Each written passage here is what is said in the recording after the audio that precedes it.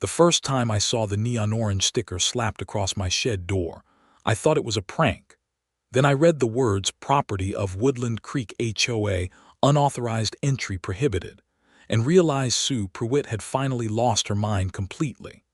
It was the second week of January, 11 degrees outside, and I'd just gotten home from a supply run in Ashford after white-knuckling it down Route 9 because the county still hadn't salted the hill by the reservoir. My driveway was half-plowed, my nose was numb, and there was a woman I'd known for 6 years standing in front of my heated shed with a clipboard and a look on her face like she'd just discovered oil under my tomato garden. "Craig," she said, all sugary, "I think it's time we talked about this structure. I want to back up, because you need to understand exactly what this structure was before you understand exactly how insane the next 3 weeks got. I run a small custom cabinetry and furniture repair business out of my house, Hoffman Precision Woodworks LLC, registered with the state, insured, the whole deal.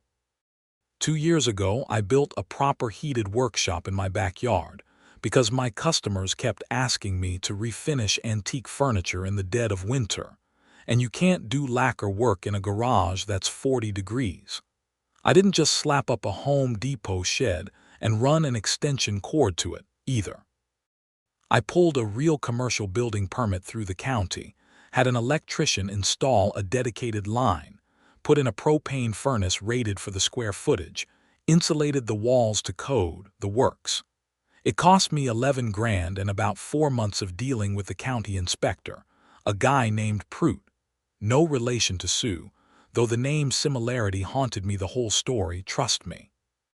The permit, the insurance, the electrical certificate, every single piece of paper tied to that building says Hoffman Precision Woodworks LLC, not Craig Hoffman. That's just how I structured my business assets for liability reasons. My accountant set it up that way.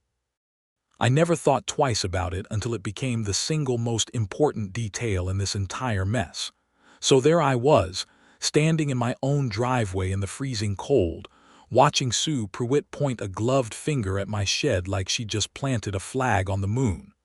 "What exactly are we talking about, Sue?" I asked. "This unpermitted commercial structure," she said, tapping her clipboard.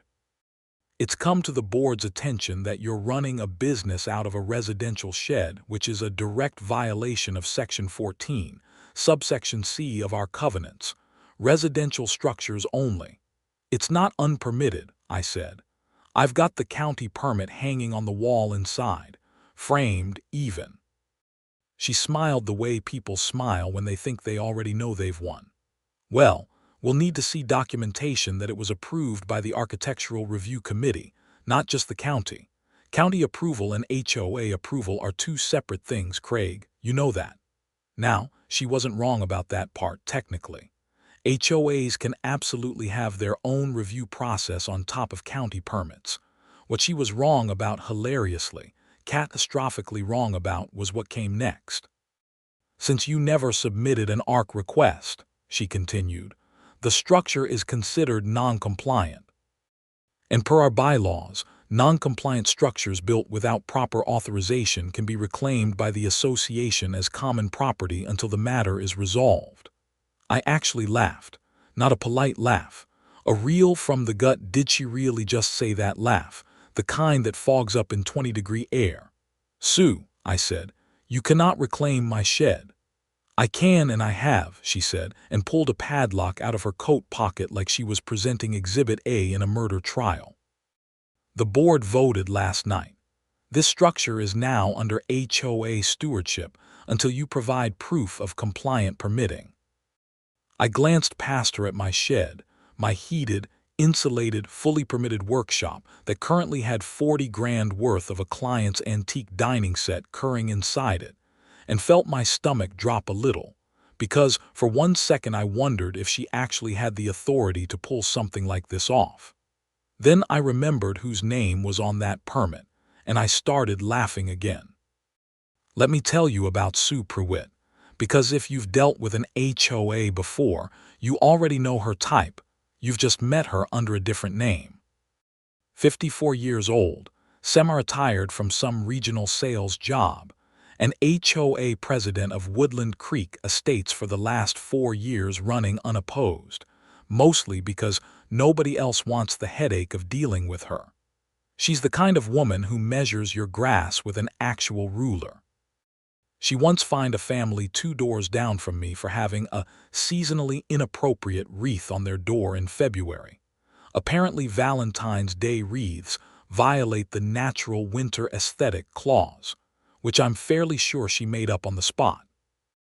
But Sue's real specialty, the thing that had made her legendary in our little corner of Ashford County, was her uncanny ability to find a rule, twist it sideways, and apply it in whatever direction benefited her personally.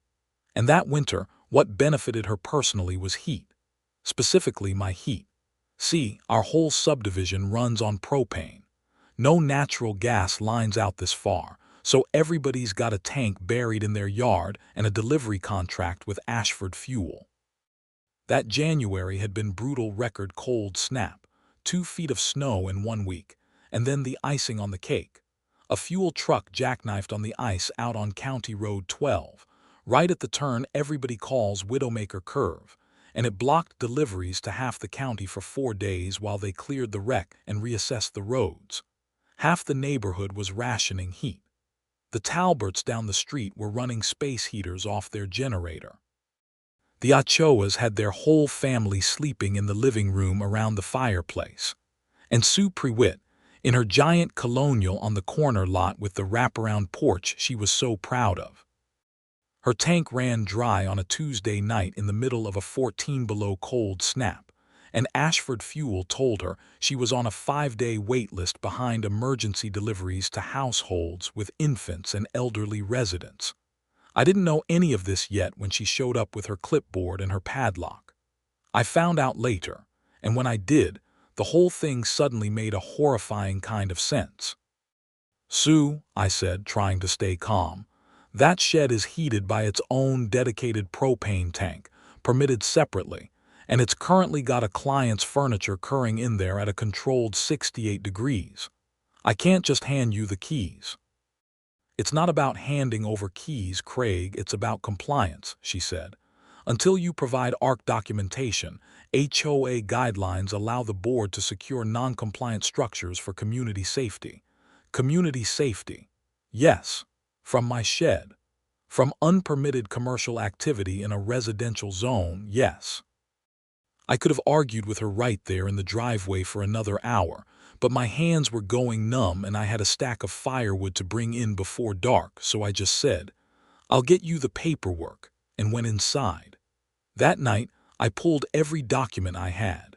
The county building permit, framed on my shop wall, I took it down and photographed every inch of it.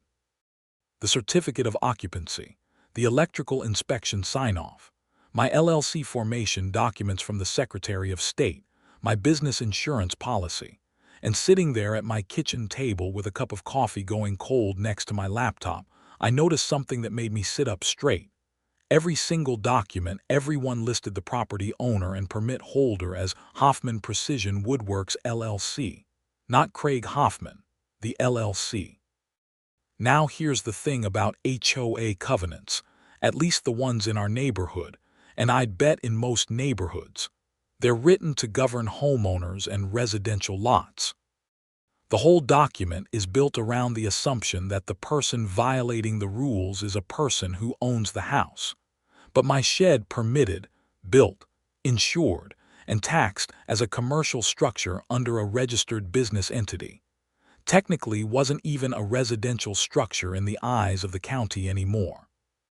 It was a business asset owned by a company that happened to be located on a residential lot, which is completely legal as long as it's zoned for accessory commercial use, which mine was, because I'd checked that box very carefully with the county 2 years earlier specifically, so I wouldn't run into exactly this kind of nonsense. Sue Prewitt didn't own a business.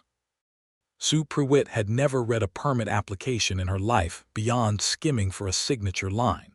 And Sue Prewitt was about to find out that you cannot vote to seize a commercial building owned by an LLC using a homeowners association covenant.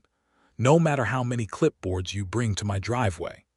I should have just called a lawyer that night and let it go through channels calmly. That would have been the smart, boring version of this story. Instead, I decided to have a little fun with it first, because Sue had been terrorizing this neighborhood for 4 years, and I figured somebody ought to enjoy watching her walk into a wall for once. The next morning I emailed her, CCing the entire 5-person HOA board, which I'd learned long ago was the only way to make sure Sue couldn't quietly memory hole an inconvenient message, a PDF packet with the permit, the LLC filing, the insurance certificate, and a very polite note explaining that the structure in question was a permitted commercial building owned by a legal business entity, not a residential accessory structure subject to ARC review, and that any attempt to physically secure or seize it would constitute interference with commercial property, which is a matter for the police and the county, not the HOA board. I thought that would be the end of it.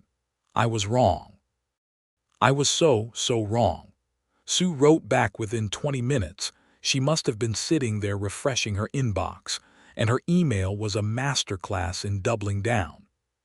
She informed me that an LLC does not exempt a structure from HOA jurisdiction if the structure sits on residential property, which, fine, is technically a real legal question worth asking, except she then went on to claim that because I hadn't specifically filed a home occupation permit with the HOA, a document that, as far as I could tell from 4 years of living there and reading every single newsletter she'd ever sent, did not actually exist in our covenants. The board's vote to secure the structure pending compliance review still stood, and the padlock would remain until I paid a $1,500 non-compliance administrative fee and submitted retroactive paperwork.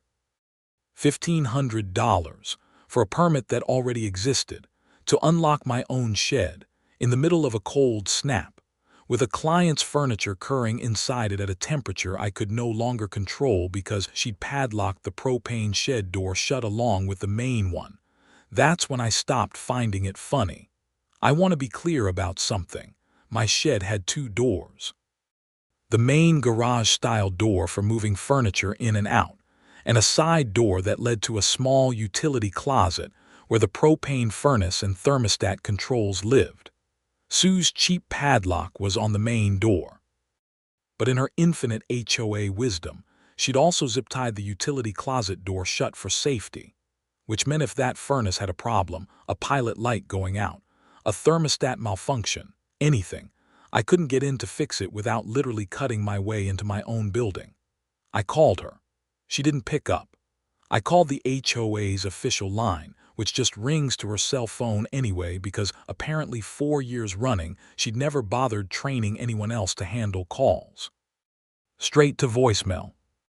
I drove over to her house, big colonial on the corner, wraparound porch buried under 2 feet of unshoveled snow, which struck me as ironic given how much she loved fining other people for slow snow removal, and rang the bell. No answer, though I could have sworn I saw a curtain move upstairs, so I did the responsible thing.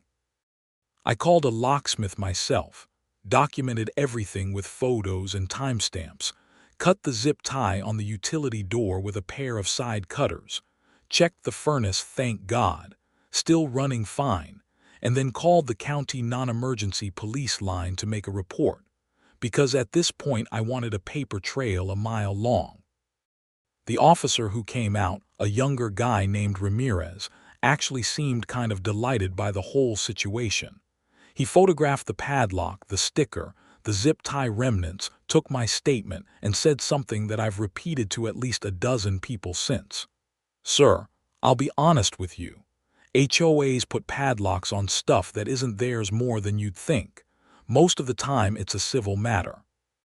But if this building's owned by a registered business, and she's interfering with your ability to access equipment that could cause property damage or a safety hazard if left unchecked, that pilot light thing you mentioned, that starts drifting into criminal mischief territory. I'd get a lawyer to send a cease and desist, and I'd get a camera on that shed. I already had cameras on my house. 2 years earlier, some idiot had stolen a package off my porch, and I'd gotten fed up enough to install a full system. 4 cameras covering the driveway, the front door, the backyard, and yes, the shed, because that's where I kept 11 grand worth of tools. I just hadn't been checking the shed camera footage regularly because, until that week, nobody in their right mind would have had a reason to mess with a locked propane shed in the middle of winter. That changed fast. 2 nights later at around 11 p.m., with the temperature sitting at 9 degrees and snow starting to fall again, my phone buzzed with a motion alert from the shed camera. I almost ignored it. Deer set the thing off constantly, but something made me open the app. There was Sue Prewitt, in a puffy coat and a headlamp like she was summiting Everest, standing at my shed door with a man I didn't recognize. A locksmith van, engine running, was parked at the curb with its lights off. I watched live as the locksmith worked the lock, my new lock, the one I'd had installed after cutting the zip ties, while Sue stood there holding a flashlight and, I kid you not, a space heater under her other arm. I sat there for about 4 seconds in complete disbelief before I grabbed my coat and my phone and ran. By the time I got out there, barefoot in boots with no socks because I hadn't exactly stopped to dress properly, the locksmith had the door open and Sue was already halfway inside, dragging that space heater like she was moving into a new apartment. "Sue!" I yelled, and my voice cracked from the cold and the sheer volume of what the hell running through my head. "What in God's name are you doing?" She spun around, headlamp blinding me, completely unbothered, like I was the one who'd shown up somewhere I wasn't supposed to be.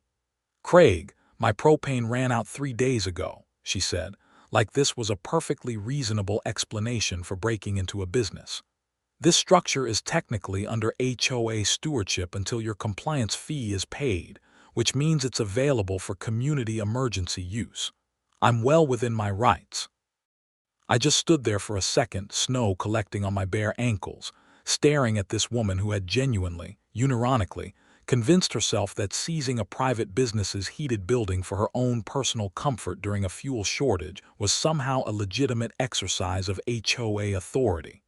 "You broke into my shed," I said slowly, "to warm up your house, using a business you have no legal claim to, and you brought a locksmith to help you do it." "I didn't break in. I have a key now." She actually held it up, like that was the part that made it legal. I looked at the locksmith, a middle-aged guy who suddenly looked like he desperately wished he was anywhere else on Earth. "Do you know this is a commercial building?" I asked him. "Permitted, insured, owned by a registered LLC. Do you know she doesn't have any legal authority to have you change that lock?" He held up both hands immediately. "Man, she told me it was HOA property, board authorized, gave me a printed authorization letter and everything." "I didn't know it was. Show me," I said, and he handed it over without hesitation, because I think at that point he just wanted to get back in his warm van. It was a letter, printed on what looked like official HOA letterhead, signed by Sue Prewitt, HOA president, authorizing emergency access to reclaimed common structure for community heating purposes. No other board member's signature, no vote record attached, just Sue deciding in the dead of night that my shed belonged to her now. I took a photo of that letter on the spot, then turned my phone camera around and started recording video, walking toward the shed door where Sue was still standing with her space heater like a very confused burglar. "Sue, for the camera, can you confirm you're currently inside a private business's building without the owner's permission?" "This is HOA business," she snapped.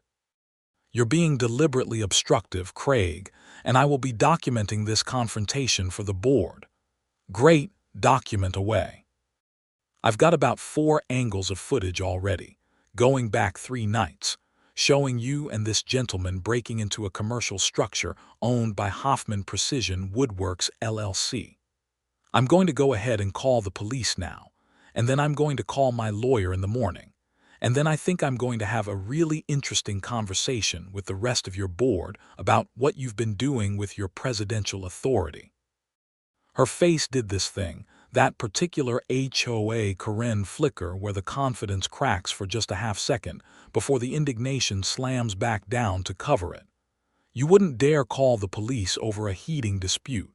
Watch me.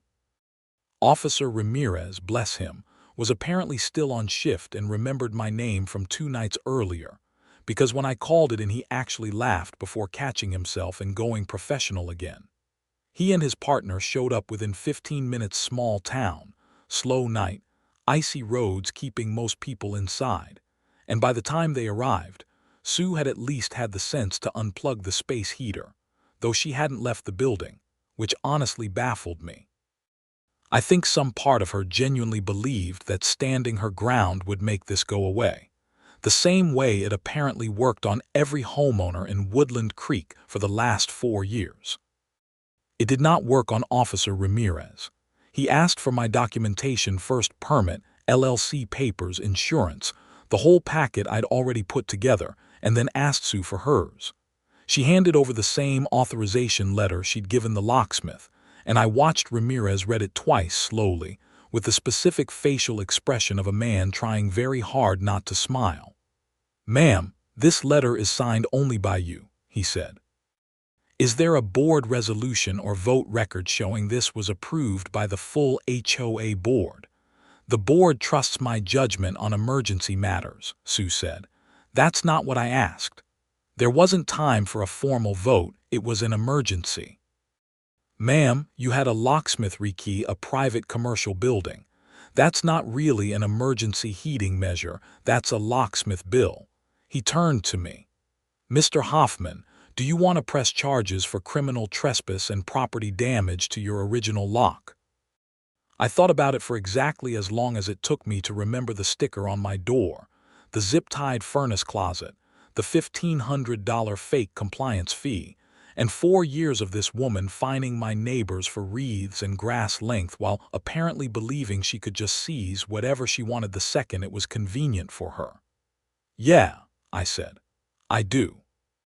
They didn't slap cuffs on her right there in my backyard. It wasn't that kind of crime, and honestly I think Ramirez was trying to give her a chance to de-escalate. But he did formally document the incident as criminal trespass and issued her a citation to appear. And he made it very clear, in that flat cop voice that carries so much more weight than yelling ever could, that if she came back onto my property again without explicit permission, the next conversation would happen at the station. Sue left in her own car, engine sputtering in the cold, without another word, though I did catch her glaring at my security camera on the way out like it had personally betrayed her, which, in a way, I suppose it had. The locksmith, to his credit, apologized about 4 separate times, gave me his information for insurance purposes on my new lock's damage, and drove off looking like a man who just learned a very expensive lesson about verifying paperwork before showing up to a job at 11 at night. I stood there in the snow for a minute after everyone left, boots soaked through, watching my breath fog up in the cold, and honestly, for the first time in 3 weeks, I felt like I could actually breathe. That feeling lasted about 6 hours, until the group text chain started. See, word travels fast in a subdivision of 60 houses, especially when a cop car sits in someone's driveway for 20 minutes at 11 at night in the middle of a snowstorm. By 7 the next morning, half the neighborhood had pieced together some version of the story, and my phone was blowing up with messages from people I barely knew asking if it was true that Sue Prewitt had broken into my shed. I decided, rather than let rumors spiral into something even wilder than what actually happened, to just lay it all out. I compiled everything: the permit, the LLC docs, the padlock photos, the zip tie photos, the fake authorization letter, and the security footage, edited down to the relevant clips, and I sent it along with a calm, factual write-up to the entire HOA board, and because our HOA had a community email list for neighborhood announcements, to every household in Woodland Creek Estates. I titled the email very simply, "Regarding recent events involving my property and HOA authority." Within an hour, I had 11 replies, By that evening, I had 34. Turned out I wasn't the only one Sue had pulled this kind of stunt on, just the only one dumb enough, or maybe stubborn enough, to have a business permit and a camera system that made her overreach completely, undeniably provable. The Talberts wrote in to say Sue had fined them $75 the previous winter for their propane delivery truck, blocking the street, for 20 minutes during a delivery, despite the fact that half the trucks in the neighborhood did the same thing during deliveries and nobody else got fined. The HOAs mentioned that Sue had once demanded they remove a wheelchair ramp they'd built for their elderly father, calling it an unapproved structural modification, and had only backed off when their son, a paralegal, sent her a very pointed letter about the ADA.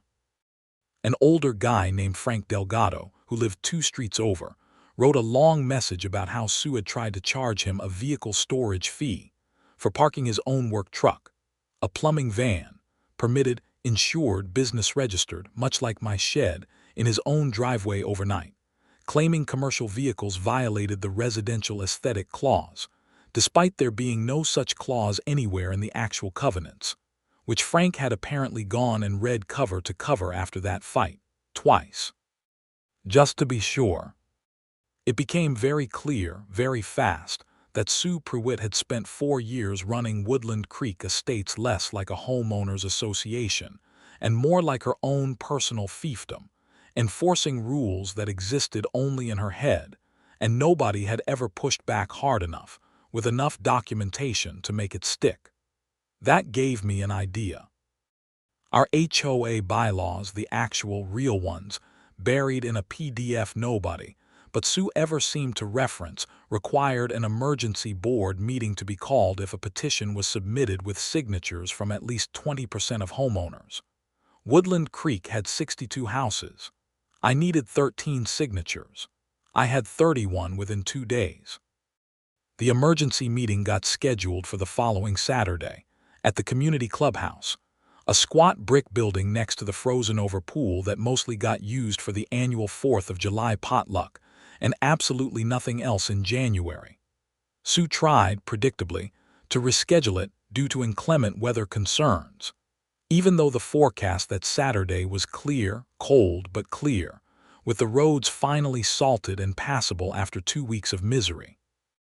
The other board members, a mild-mannered guy named Gary who ran the HOA's finances, and a woman named Linda, who I genuinely never heard speak in 4 years of newsletters, apparently overruled her for the first time in recorded history, and the meeting stayed on the calendar.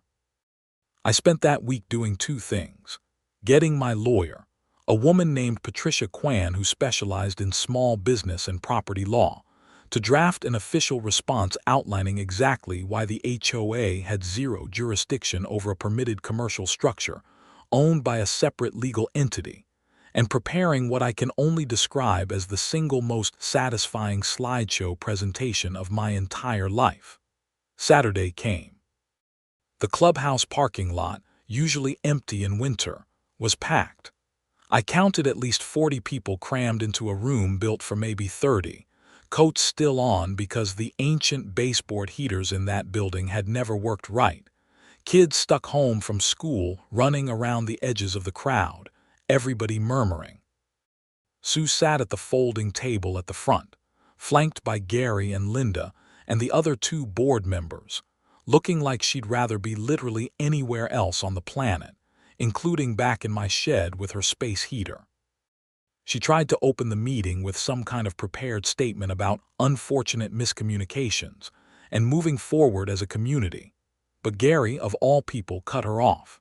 "Sue, I think given the seriousness of what's being alleged, we should let Mr. Hoffman present first." I stood up, laptop under my arm, and walked to the front like I was about to defend a doctoral thesis, except the thesis was, "Your HOA president is a menace who tried to steal my heated shed." I kept it simple. I put the permit up on the screen, big and clear, LLC name front and center. I put up the LLC formation documents. I put up photos of the orange sticker, the padlock, The zip-tied furnace closet with a caption explaining that tampering with access to an active propane furnace in freezing temperatures isn't just an HOA overreach. It's a genuine safety hazard. Then I played the security footage, Sue and the locksmith at the door, the flashlight, the space heater, all of it time-stamped in full color for the entire neighborhood to see. You could have heard a pin drop in that clubhouse. Except for one very distinct groan from somewhere in the back, which I later found out came from Sue's own husband, who apparently hadn't known the full details either and looked like he was reconsidering several life choices in real time. Then I read the fake authorization letter out loud, emphasizing the part where it was signed only by Sue, no vote, no board approval, dated the same night as the break-in. To be clear, I said, this isn't a dispute about a shed anymore. This is documented evidence that the sitting HOA president fabricated an authorization letter, hired a locksmith under false pretenses, and broke into a permitted commercial property to use it for personal benefit during a fuel shortage, all while continuing to threaten me with a $1,500 fine for a compliance issue that legally doesn't even apply to my property. I've already filed a police report. Criminal trespass citation's been issued. My attorneys prepared a formal cease and desist along with a complaint to the state HOA Oversight Board, if our state even has meaningful oversight, which, after this month, I have serious doubts about. I let that sit for a second, then added, but honestly, I don't think this is just about me. I think a lot of you have stories like this. That's when Frank Delgado stood up in the back, still in his work coveralls because he'd come straight from a job, and said, loud enough for the whole room, "Damn right we do," and told his plumbing van story. Then the Ochoa's son stood up and told the wheelchair ramp story. Then Mrs. Talbert told the propane truck fine story. And by the time she finished, half the room was talking over each other, waving hands, adding their own examples. The Valentine's wreath fine. A guy who'd been fined for a non-conforming mailbox that was literally the same model as 6 other mailboxes on his street. A woman who'd been threatened with a lien on her house over an unmowed lawn during a 2-week hospital stay for her husband.